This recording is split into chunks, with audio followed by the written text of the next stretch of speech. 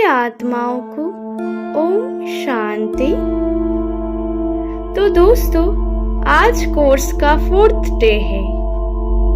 तो आज कोर्स में हम सृष्टि चक्र के बारे में विस्तार से जानेंगे।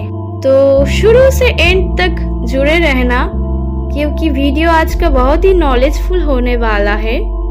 तो सभी आत्माएं इस चित्र पे ध्यान दीजिए।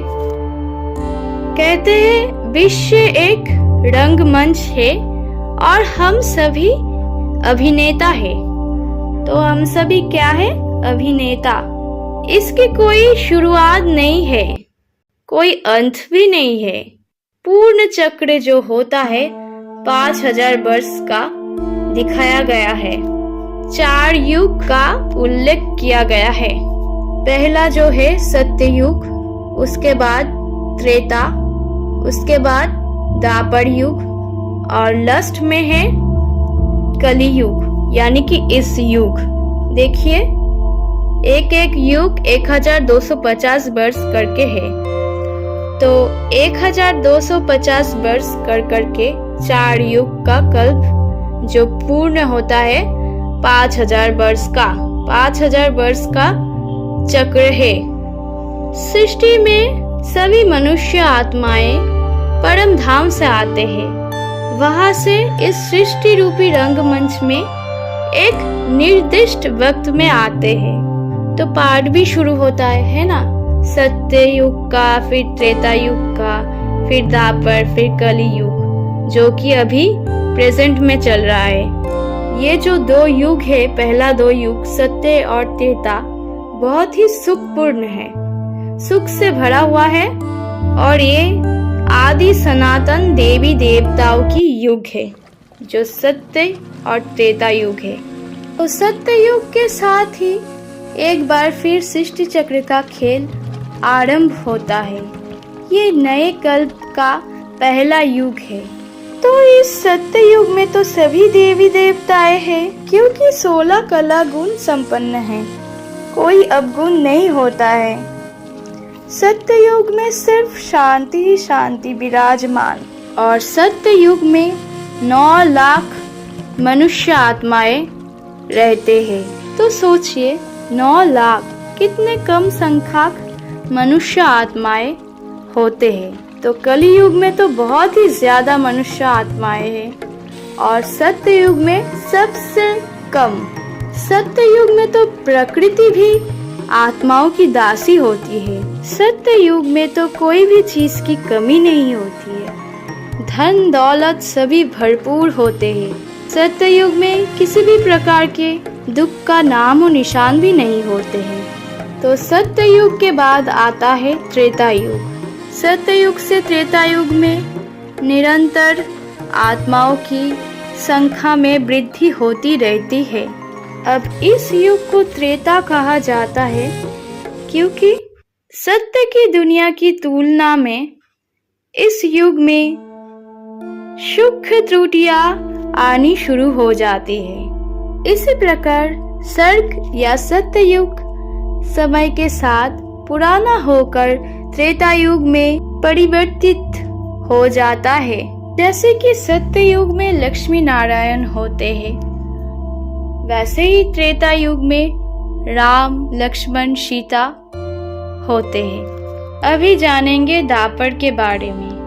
द्वापर युग को पूर्णतया सुख की दुनिया तो नहीं कह सकते, परंतु ये सृष्टि चक्र का अत्यंत महत्वपूर्ण समय है।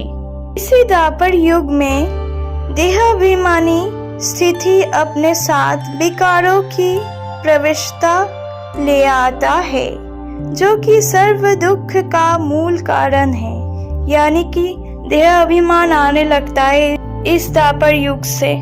अब आत्माएं पूर्ण पवित्र होते हैं तो प्रकृति भी संपूर्ण पावन होती है, किंतु जैसे जैसे आत्माएं पतित होती जाती है, प्रकृति भी अपनी पावनता खो देती है।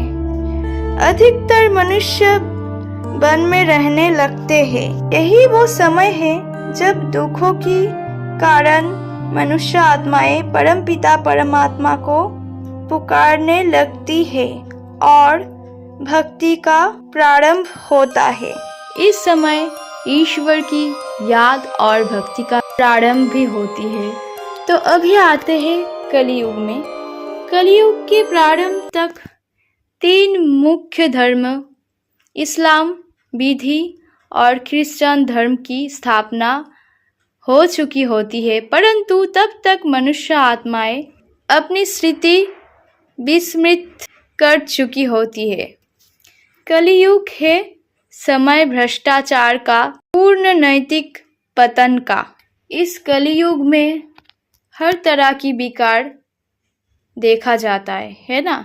सभी मनुष्य आत्माएं विकारों से भरा रहता है, यानी कि 16 कला गुण चला जाता है, सिर्फ अवगुण से भर जाते हैं सारे मनुष्य आत्माएं इस कलियुग में। इस कलियुग में तो कितना कुछ देखने को मिलता है ना। अशांति ही अशांति है, दुख, कष्ट, सब कुछ।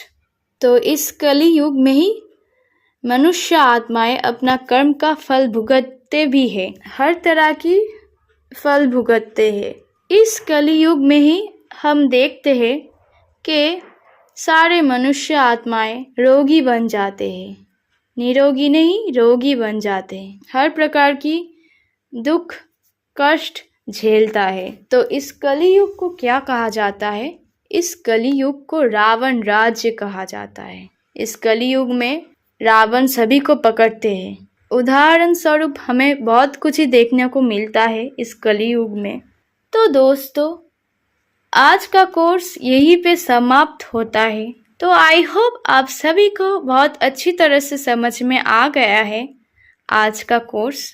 तो सभी आत्माओं को धन्यवाद, शुभकामनाएं और ढेर सारी दुआएं परमात्मा परमपिता की।